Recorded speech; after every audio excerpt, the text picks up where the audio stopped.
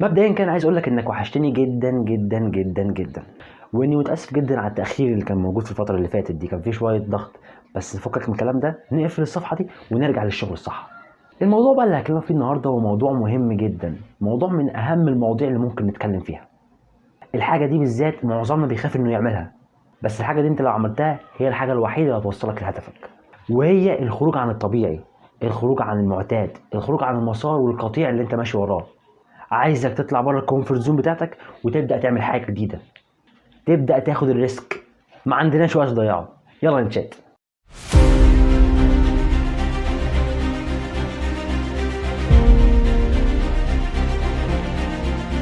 اهلا بكم يا جماعه في قناه جيم السلطان اللي عملتها مخصوص عشان ما تبقاش عطلان. لو مهتم انك تطور من نفسك وتحل مشاكلك وتكون انسان جديد، ما تنساش تشترك في القناه وتفعل زر الجرس، وطبعا اللايكات والكومنتات بتاعتك. بس ده لما الفيديو يعجبك. كفايه تناكه، تعال ندخل في الموضوع بشياكه. اول حاجه لازم تبقى عندك عشان تخرج عن الطبيعي وتخرج عن المعتاد، تخرج عن المسار، تخرج عن القطيع اللي انت ماشي وراه، لازم تكون واثق في ربنا ثم نفسك. تعالى معايا كده اقول لك حاجه. تخيل معايا لو انت رايح خناقه تضرب حد وانت مش واثق في نفسك، ايه اللي هيحصل؟ من الاخر كده انت فعايز اقول لك انك مش هتعرف تعمل اي حاجه لو انت مش واثق في نفسك. واكيد طبعا الثقه في ربنا دي حاجه مش هنتكلم فيها. فالخلاصه هنا انك تبقى واثق في نفسك جدا، وانك تبقى شايف نفسك اكبر من اي حاجه انت ممكن تعملها. شايف نفسك قادر على التغيير، قادر تاخد الريسك وقد عواقبه. والكلام عن الثقه في النفس جاي كتير في القناه قدام، وانا كنت اتكلمت في فيديو قبل كده عن الثقه في النفس، بنصحك انك تدخل تشوفه. تاني نصيحه وهي انك تخرج عن المسار اللي المجتمع حطك فيه. يعني هحكي لك كده قصه ببساطه. واحد صاحبنا كان في ثانويه عامه، جاب مجموع في ثانويه عامه، دخل الكليه اللي هو بيحلم بيها، ذاكر في الكليه اللي هو بيحلم بيها وجاب تقدير عالي. خلص الكليه من هنا وراح الجيش من هنا، خلص مدته في الجيش ورجع اشتغل بشهادته.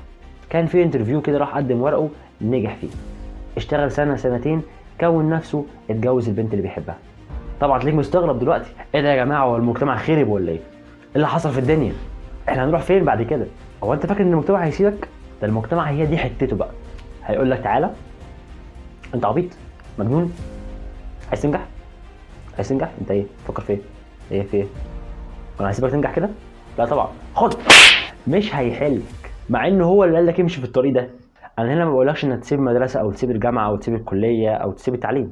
التعليم مهم وكل حاجه، بس لازم تبقى عارف ان مش هي دي كل حاجه.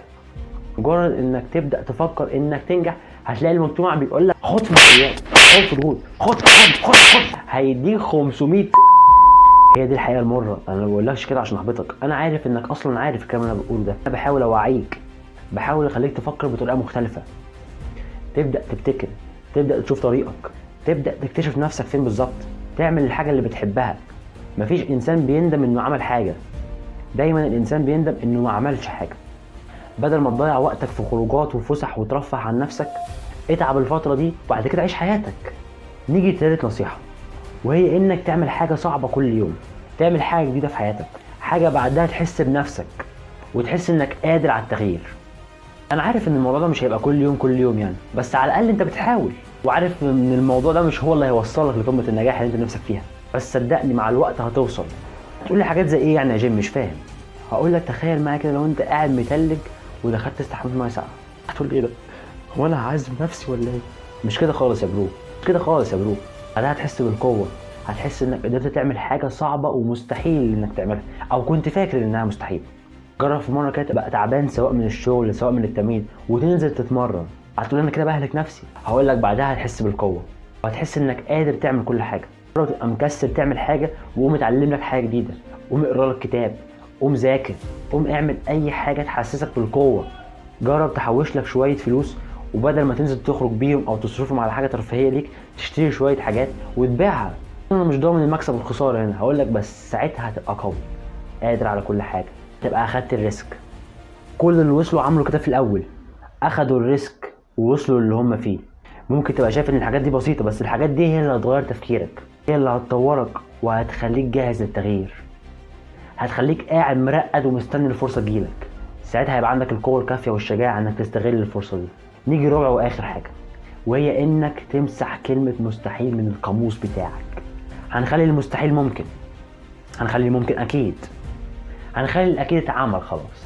وعايز اقول لك حاجه مهمه جدا، ان كل واحد جواه طاقة روحية ممكن تطلع يا مهي. لازم تخرجها، ولازم تعرف في العالم كله انك موجود، وان احلامك ملهاش حدود. كل الهدوء اللي انت هدئته ده كان مجرد الهدوء ما قبل العاصفة. حان وقت التغيير. وبس كده يا معلم، ده كان الفيديو بتاع النهارده، خلصناه كده على طول. لو عرفت اظبطك ما تنساش تعمل لايك وسبسكرايب في القناه وتفعل زر الجرس عشان تبقى معايا الخط. وزي ما بقول لك دايما، انسى اللي فاتك وخليك ستون حياتك.